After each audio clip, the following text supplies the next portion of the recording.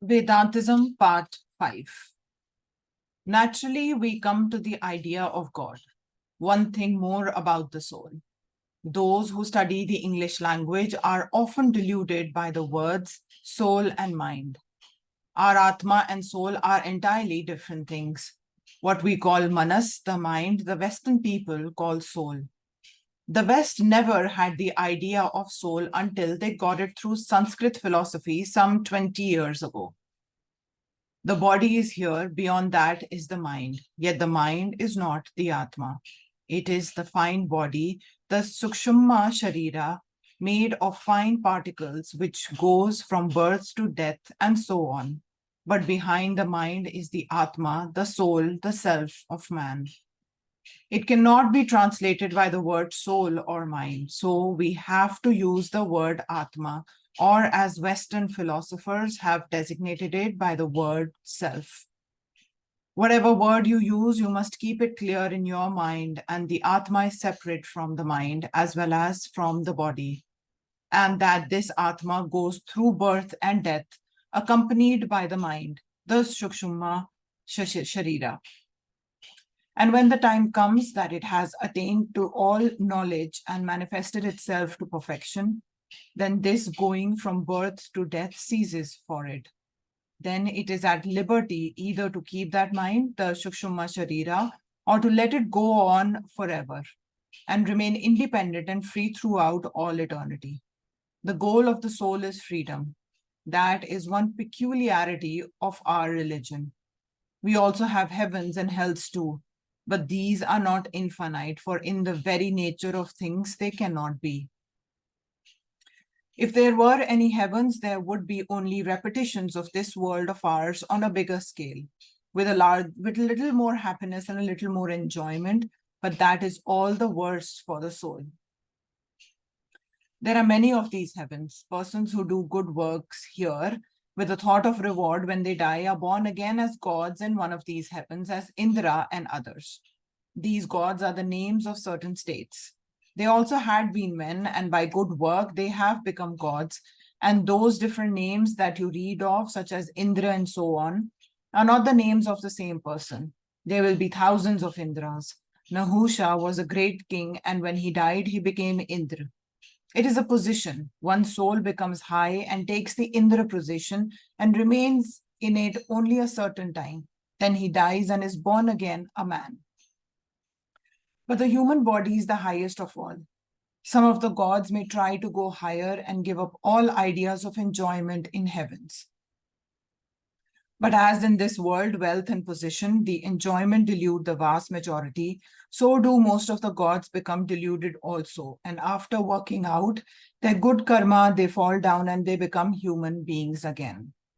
This earth, therefore, is the karma bhumi. It is this earth from which we attain to liberation. So even these heavens are not worth attaining to. What is then worth having? Mukti, freedom. Even in the highest of heavens, says our scripture, you are a slave.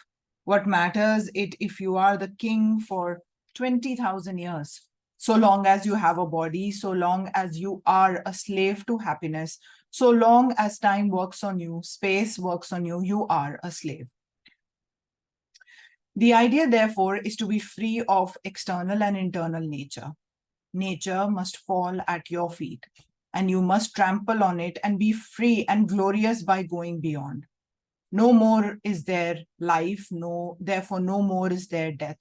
No more enjoyment, therefore no more misery. It is bliss unspeakable, indestructible beyond everything. What we call happiness and good here are but particles of that eternal bliss, and this eternal bliss is our goal. The soul is also sexless. We cannot say of the Atma that it is of man or a woman. Sex belongs to the body alone. All such ideas, therefore, as man or woman, are a delusion when spoken with regard to the self and are only proper when spoken of the body. So are the ideas of age. It never ages. The ancient one is always the same.